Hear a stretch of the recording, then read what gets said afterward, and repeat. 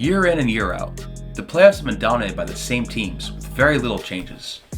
We've had back-to-back champions with the Nuggets. We've seen the Sixers get the first seed for 5 years in a row and make 4 separate finals appearances, only to lose each one. We've seen the Warriors sign Durant and the Jazz sign LeBron, and both teams win a championship. We've seen a super team rise and fall in Oklahoma, when they took on Dwight Howard during free agency, win a championship, and the following year lose Finals MVP Russell Westbrook to the Houston Rockets. Each year has looked relatively the same, and it's about time that a new super team be formed from the ground up. And that is exactly what we have got with the Boston Celtics.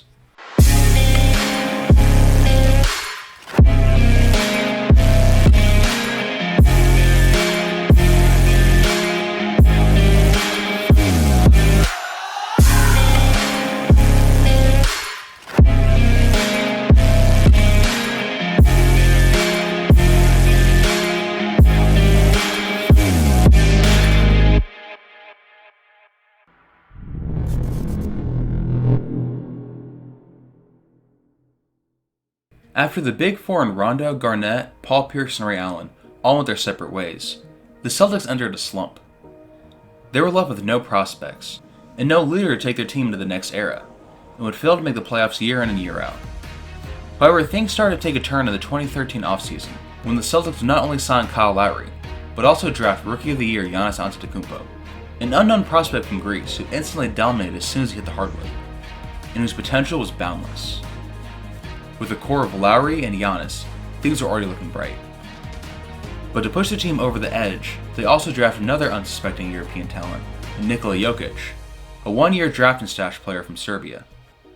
But this is only the beginning for Boston, who decided during the 2015 offseason that they were tired of missing the playoffs and make some big moves that will impact their team in ways they can't even begin to imagine.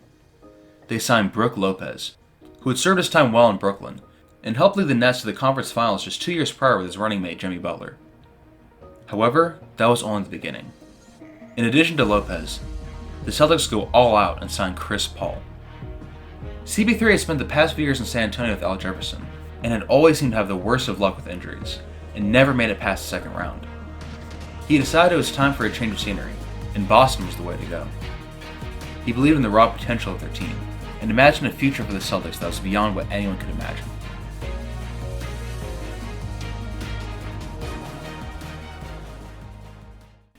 The Celtics start the regular season off in terrific fashion, and trail only the Pacers and Sixers in the Eastern Conference after 20 games.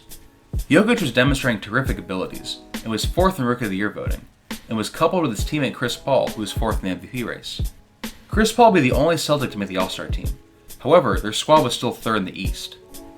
At the trade deadline, the reigning champions in the Grizzlies make a baffling move by trading their second best player in OJ Mayo for Greg Monroe, who was playing great basketball in Phoenix. However, Memphis already had Chris Bosh, and didn't have much use for another big man. This would cost them in the end, as they ended up dropping to the 5th seed out west, trailing the Warriors, Jazz, Kings, and Trailblazers. The Kings duo of Gordon Hayward and Paul George was finally paying off, and they're hoping to upset the Titans of the West and win a championship. The Trailblazers were led by the point guard duo of John Wall and Kyrie Irving. Kyrie was not only an all-star starter, but was chosen for the All-NBA second team, as he upped his points per game to 30, and took the lead offensively for Portland as John Wall kept things level on the defensive side. The Spurs came in at the 6th seed, as they struggled somewhat with the absence of Chris Paul. However, Al Jefferson took over as he upped his play and made first team All-NBA. Mike Conley took over CP3's playmaking role, and Gerald Henderson stepped up as the Spurs' secondary scorer, averaging 22 points a game. Their team wasn't perfect, but it was still a force to be reckoned with. The Mavericks and Nuggets squeezed into the 7th and 8th seed, but weren't expected to make it far. However, the biggest surprise this season isn't in who made the playoffs, but instead in who didn't. The Thunder fell off dramatically this season, as Howard began to decline, and they missed the playoffs by a wide margin. The Rockets also just missed it, as the dynamic duo of Westbrook and Damian Lillard just wasn't enough to cut it. Out east, nothing much had changed throughout the season. The Sixers yet again end up as the 1st seed, as Dwayne Wade wins his 3rd MVP of his career. They'd be facing the Brooklyn Nets, who'd replaced Brook Lopez with an arguably better big man in Kevin Love. However, he had been injured for much of the season, causing the Nets to drop so low in the conference. The Pacers end with the 2nd seed behind the duo of Klay Thompson and LaMarcus Aldridge, who'd be facing Milwaukee and the reigning MVP DeMarcus Cousins. The Celtics end up being third, and would be facing an aging Hawks squad, whose big three of Paul Millsap, Jeff Teague, and Joe Johnson were all past their prime now. The last matchup was the Pistons and Magic. This was the Pistons' first playoff appearance of the simulation, and it was a long time coming as Kawhi Leonard was tearing things up in Detroit, and was a perennial All-NBA and All-Defensive member. It was finally able to make it over the hump due to the addition of not only the reigning Rookie of the Year Jabari Parker, but two defensive powerhouses in Draymond Green and Rudy Gobert. The Magic's team wasn't anything special, being led by Chris Middleton and Al Horford, but they hadn't missed the playoffs, and had proven they weren't a joke.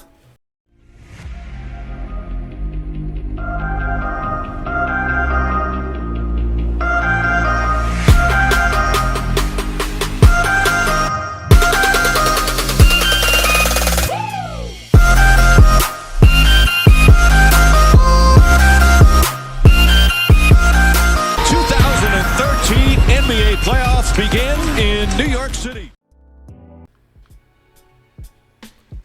Out west, Al Jefferson proves he doesn't need Chris Paul to win, and sweeps the young Kings squad in 4 games. The Warriors also handled business against the Nuggets, and beat them in 5. The Trailblazers have some struggles against the reigning champions of Memphis, but are able to win in 6. That leaves us with the closest matchup out west, which is between the Jazz and Mavericks. The Jazz win Game 1 despite not having Deron Williams, who is out with injury as LeBron drops 39, and Langston Galloway of all players drops 31. Game 2 is a much closer contest, as the game was tied up at 119 with 7 seconds to go. The Mavericks had possession, and pass it into Rodrigue Beaubois. He puts the ball to the floor, but decides to pass it off to Dallas' star in Carmelo Anthony, who's being guarded by the Defensive Player of the Year, LeBron James. He spins to the right to create some space to take a fadeaway jumper, and nothing but net. LeBron takes this loss personally and pushes the Jazz ahead in Game 3, but Dallas ties it up in Game 4 behind a 41-point effort from emerging star Anthony Davis. It would end up being a 7-game series, but LeBron gets the victory in the end, as the Jazz would advance to the second round. Out east, the Pistons and Magic fought a hard battle, but Detroit would end up victorious after 7 games. The Bucks and Pacers battled out a well-fought series, but in the deciding game in Game 5, Steven Adams has a game-winning block against DeMarcus Cousins, and the Pacers would win the series. The closest series was, no surprise, the Sixers and Nets. The Sixers have a pattern of making the finals, and then losing in the first round year after year. They had made the finals the previous season, so this was the year they were supposed to lose. But would the Sixers finally be able to beat their curse? It didn't seem hopeful in Game 1 as the Nets were up by 121 to 119, with just 24 seconds to go. Drew Holiday dribbles out the clock and passes to Dwayne Wade in the post, who's being closely guarded by Jimmy Butler. Wade fakes out towards the baseline, but Jimmy doesn't budge. He then backs him down, only to actually spin towards the baseline, creating plenty of space for an open look. The ball goes up in the air and just barely misses. Dwayne Wade would score 42 and 44 in the next 2 games, but the Nets would take care of business and go up 3-0. As good as Dwayne Wade was, if the Sixers wanted to win this series, they would need his teammates to step up their games. And in Game 4, that is exactly what Drew Holiday did as he scores 34 points in a 10-point victory, giving Philadelphia their first win. Drummond would show up in Game 5 and lead the Sixers with 20 points in another win, and would follow it up with another 29 in Game 6. The Sixers had actually come back, and they are now tied 3-3 with the Nets. Everything hinged on Game 7, and both teams fought tooth and nail to win it. With 30 seconds to go, the Nets were up 121 to 120, a reminiscent score from their very first game. However, something about the Sixers lineup was very different. Dwayne Wade, their leader and their defensive anchor, had fouled out in the third quarter, and would leave his team to win this game without him. The Nets would pass it into Jimmy Butler, who runs around the perimeter only to find Kevin Love spot up at the three-point line, who throws it up but can't convert. This would leave Philadelphia 16 seconds to win the game. 16 seconds to redefine their mistake in Game 1 and break their curse that they had failed to escape for so many years running. They pass it into Holiday yet again, who again dribbles it out. However, this time, he doesn't have Dwayne Wade to pass it into, and instead passes it to Kobe Carl. Not wanting to take the blame, Carl shifts the ball off to Iggy in the corner, who has to take 3 with a hand all in his face, and it clanks off the back iron, as the Sixers' curse continues for yet another season. As embarrassing as it was, The Sixers have come closer than any other team to coming back from being down 3-0. And if their curse continued, they knew they'd have a finals appearance to look forward to next season.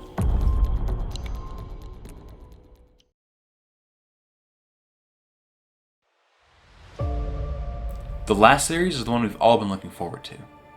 Will the Celtics dynasty begin now, or will there be more adversity for them to go through first? The Celtics come out and win Game 1, and would follow it up with another win in Game 2. Things were looking good for them. However, there were some warning signs that all wasn't quite right. CP3 only had 8 points in their first game. And while he did better in Game 2 and scored 19, those points came in 2 overtimes where both Lowry and Jokic both scored way more points than him. Chris Paul was supposed to be an MVP candidate this year, and yet he really wasn't leading his team anywhere. This issue would prove itself even more in the following games, as the Hawks go on a 3-game win streak and take the lead in the series. The Celtics would take Game 6, but in the end, the Hawks' playoff experience gave them the edge they needed, and they would win the series.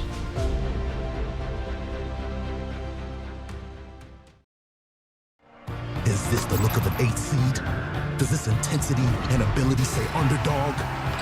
Is it smart to take them lightly? it's over. It happened. No, no, no. These teams understand the basic truth of the playoffs. If you're here, you're a contender. Period. No one is unbeatable. In a blink, a momentary flinch or a clean look can crumble one quest while another is fulfilled. Eyes up. This is a time for destiny and destinations. The playoffs begin on TNT. The second round was full of exciting and unexpected turns. The most notable being the Spurs going up 3-0 against the Utah Jazz. Deron Williams is back out on the floor, but his play just wasn't the same, and the Spurs lighted them up for win after win. The Jazz managed to pull off one win, but the Spurs sweep in 5 and would be advancing to the conference finals for the first time since 2008. The Trailblazers would put up a fight against the Warriors, but would still lose in 6 games. Out east, the Pacers would be facing the Atlanta Hawks, and their series would end up going to 7 games, where Jeff Teague would miss the fadeaway 3 to win it, and the Pacers would be advancing to the Eastern Conference Finals to face the Brooklyn Nets, who would beat the Detroit Pistons in 6 behind the dynamic trio of Jimmy Butler, Kevin Love, and Ricky Rubio. This matchup of the Pacers and Nets may not have been the one we expected at the start of the playoffs, but it was still interesting nonetheless. While the Pacers may have been the 2nd seed, this series was still anybody's game. After all, the Nets had managed to beat up the 1st seed Sixers, so at this point anything is possible. It was a well-fought battle, but the Pacers didn't have an answer for Ricky Rubio for the series, who went absolutely bananas. In Game 1 he had 43 points, 15 assists, and 7 rebounds. In Game 3 he had 34, 12, and 8. And in the deciding match in Game 5, he had 41, 9, and 6. With Jimmy Butler and Kevin Love both being anchored down by 2 of the best defenders in the league in Klay Thompson and Steven Adams, they needed Rubio to perform at an Olympic level, and he 100% stepped up to the challenge, and would lead Brooklyn to their first ever NBA Finals. The Warriors and Spurs would be facing off in the West, and Golden State was expected to advance. Game 1 was an absolute stink bomb for San Antonio, as they'd lose by 40, and didn't even crack 80 points.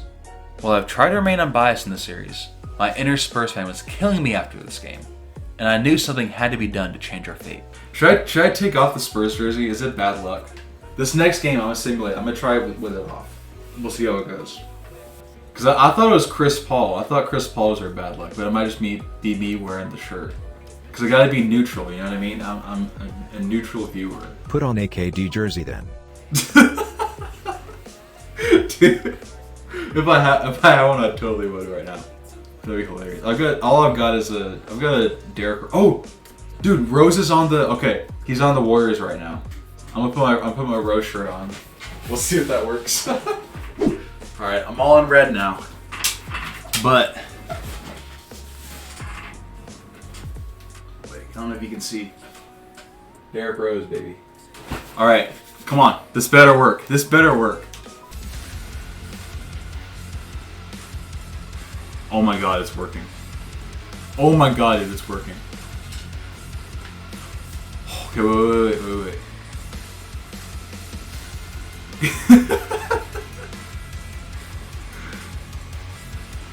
Yes! Dude, we did it.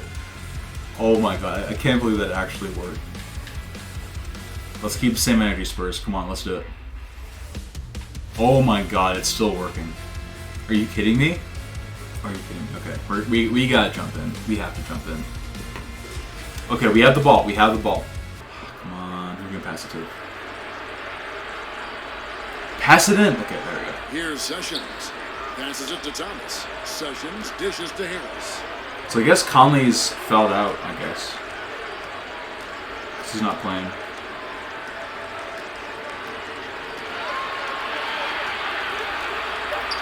To take the lead. No! Come on, boys. Come on. Okay, okay. I'm liking it. I'm liking it. I'm liking it. Oh, that's it. That's game. That's game. We gotta win this one. There we go. There we go. Oh, we got this one in the bag. All right.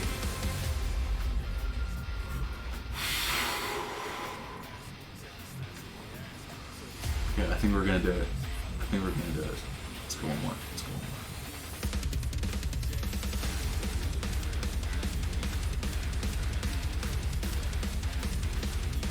more. Come on. Dude, we're gonna do it.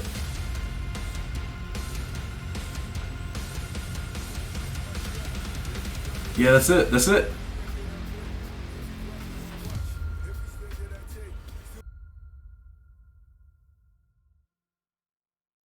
Yeah, you don't know what you got yourself into. You run straight into my trap, Yeah, that's right, the young chemist is back, mixing all of these different styles straight into one rap. In fact, I got more in here than you got Skittles in your backpack.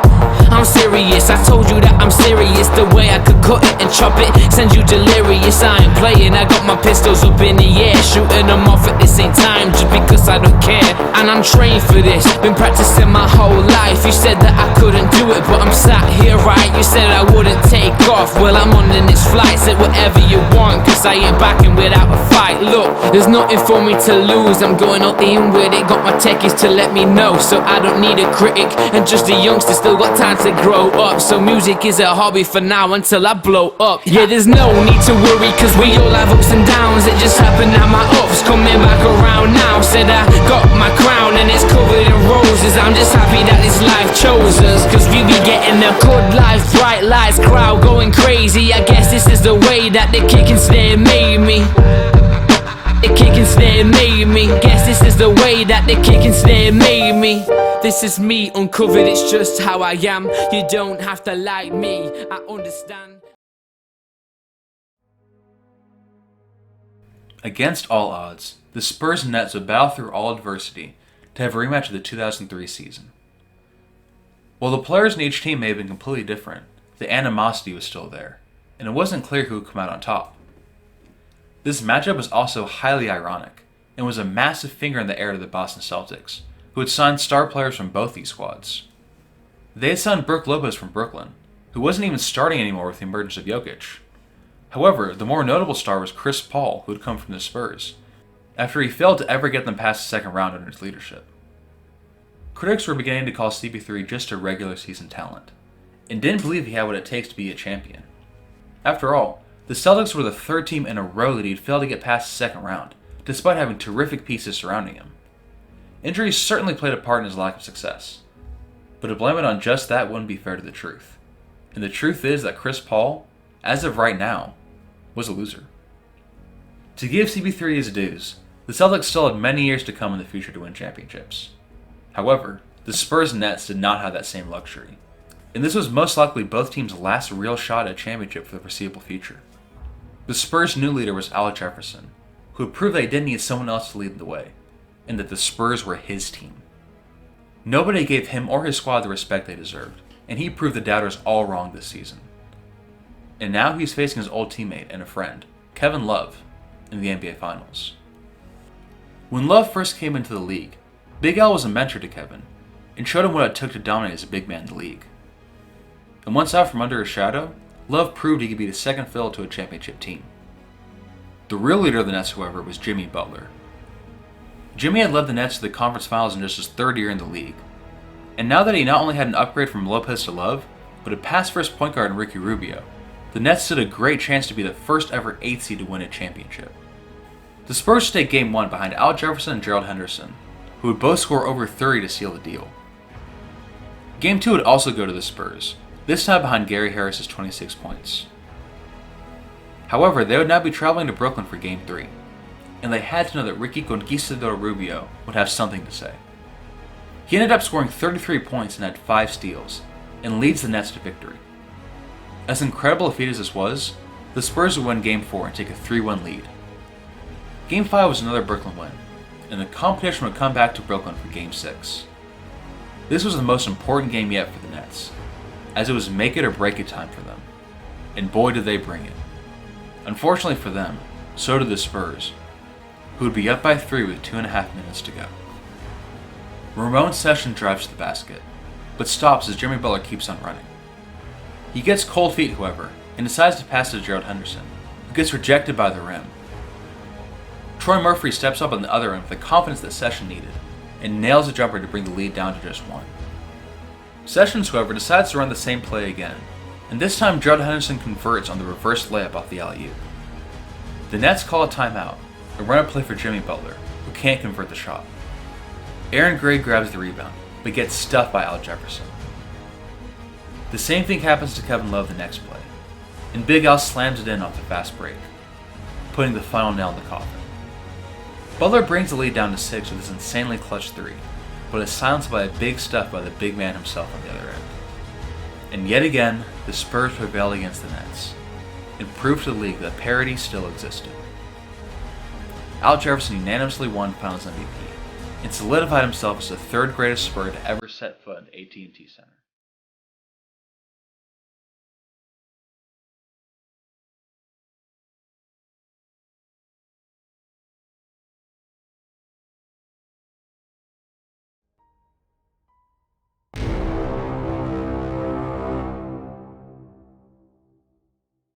After battling injuries for the past few years, Kobe finally decides to call him quits and retires a Laker after 20 years of service.